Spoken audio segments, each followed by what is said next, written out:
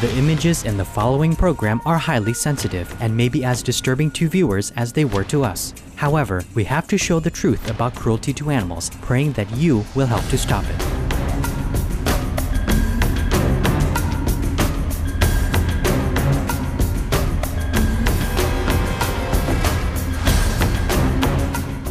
This is the Stop Animal Cruelty series on Supreme Master Television.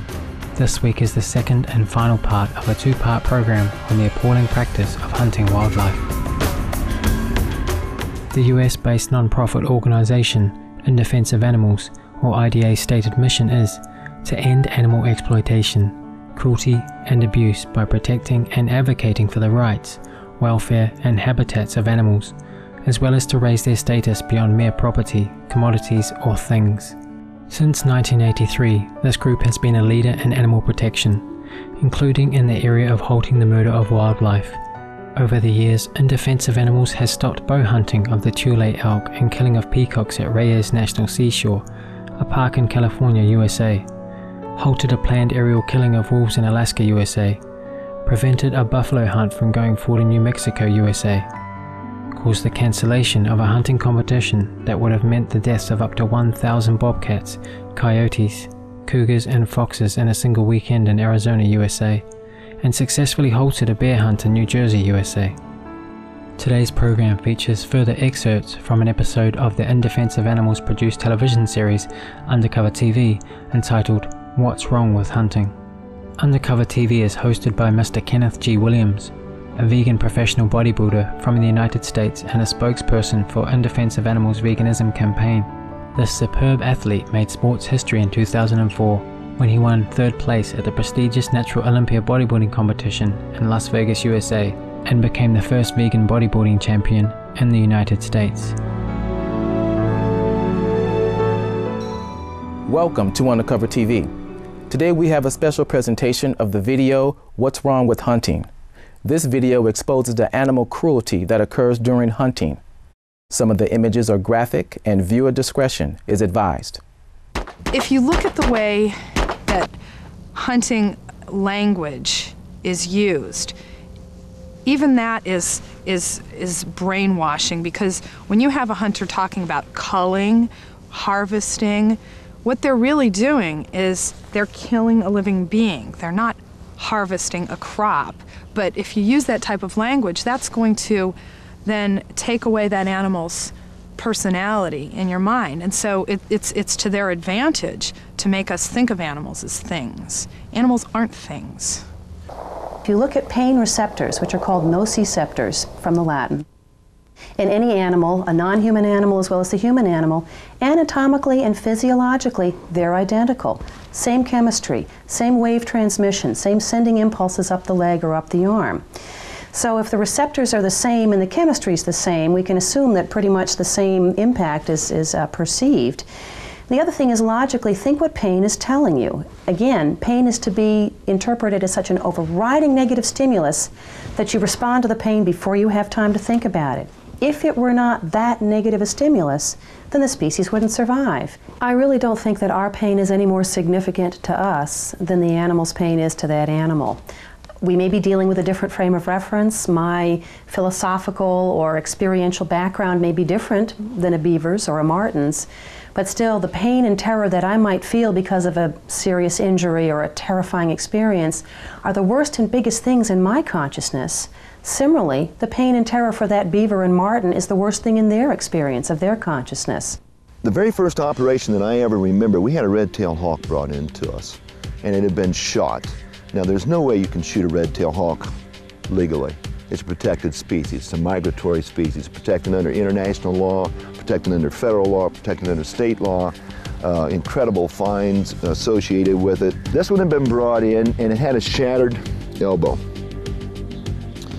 And so we put it down on the table, and the kids gathered around, because that's how we do it. We do it right in the classroom, and we had the operating table there, and they began to assist me, and I was assisting them. And a little red-haired girl, her name was Jenny Lynch. And she was assisting me on the left side. She was holding some sutures. And as we got into that, trying to repair that shattered elbow, Jenny looked up at me and she said, "How could anybody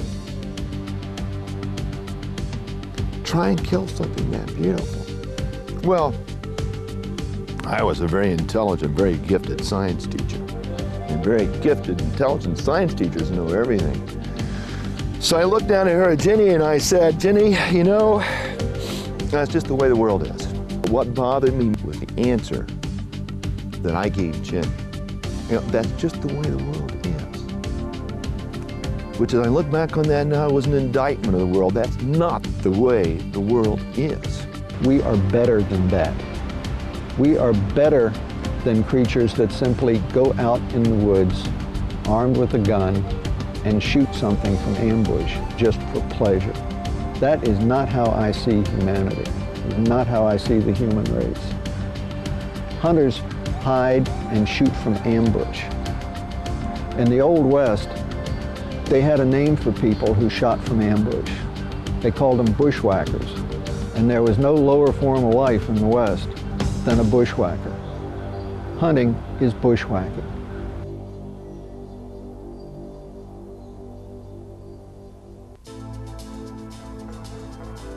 If someone I loved wanted to go hunting, the first thing I do is ask them why. Why are they going hunting? And if people who go sport hunting, they do it for the fun of it. And I guess because they think it's like macho, and they have something to prove. You know, anybody who thinks that they're more of a man because they can carry a gun and shoot some animal that doesn't even know they're there, I'm sorry, this doesn't wash with me. I think a lot of women feel that way in terms of, you know, you're not more sexy, you're more manly because you're able to shoot something. There's much more honor and courage to saving a life than to taking one. That's the bottom line. And when you're taking a life for the fun of it, there's no honor in that, and there's no courage whatsoever. We are and we do what we're taught. And we are not and we do not do what we are not taught. And that's the reason why I'm a teacher. And that's the reason why everybody has got to be a teacher. And I have a great hope that kids are going to begin to teach kids. And I see that happening a lot. I see that with my kids.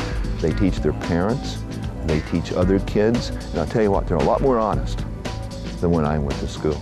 7th graders know more than some people in their 60s about what's wrong with the world and what we need to do, and things that we need to make in the way of changes in our life, whether it's our diet or how we treat our own suburban back lawn, chemical lawn treatment versus backyard habitat. They're so much more aware than people who are 30, 40, 50 years older. And if they're starting with that awareness at such a young age, my hope is that we can build on that and end up with something very positive in the next generation. The children of Rosewood, Oregon were brought to Washington, a whole class, by their teacher. And that teacher brought these kids to go into the offices of the congressmen, not just from Oregon, but all over. And that was the main reason one of the biggest bills ever passed for animals was passed, because about 24 kids from one little school in Oregon went to Washington and made such a fuss.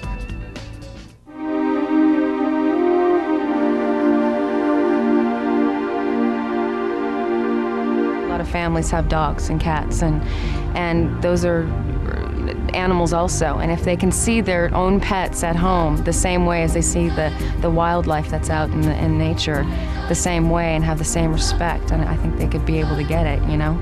They have every right to be here as much as we do.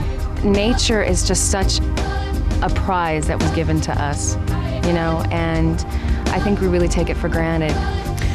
Next time you've got your cat or your dog on your lap and you're sitting there petting them, think about them and what you feel about them.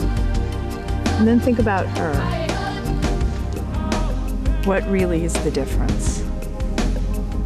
I don't want you to do something cowardly, and I think hunting is a cowardly act. I want you to do something heroic. I want you to do something worthwhile. I don't want you to go out and derive your enjoyment from inflicting pain and misery and death on another living creature. Thanks for watching Undercover TV. If you would like more information about Undercover TV, please visit the In Defense of Animals website at idausa.org. Thanks for watching. How can we help end hunting? We can talk to our friends and family and explain why it is wrong and inhumane to kill wild animals, as they are gentle and kind in nature. Contacting our local government officials and expressing our desire to ban hunting is also important. We can inform them that hunting has no place in the 21st century, as the animals suffer grievously, and that this indefensible activity severely disrupts ecosystems. Finally, we can set an example by following an animal-free diet, which is truly the mark of reverence for all life. Many thanks again in defense of animals, as well as Kenneth Williams and all others appearing in What's Wrong with Hunting, for sincerely seeking an end to the senseless slaughter of our innocent animal co-inhabitants. For more details on In Defense of Animals, please visit www.idausa.org. A DVD of undercover TV episodes is available at the same website. Thank you for joining us for the Stop Animal Cruelty program. Coming up next is enlightening entertainment following noteworthy news. May we all love and care for animals of all species. For more details, please visit www.suprememastertv.com/stop-animal-cruelty.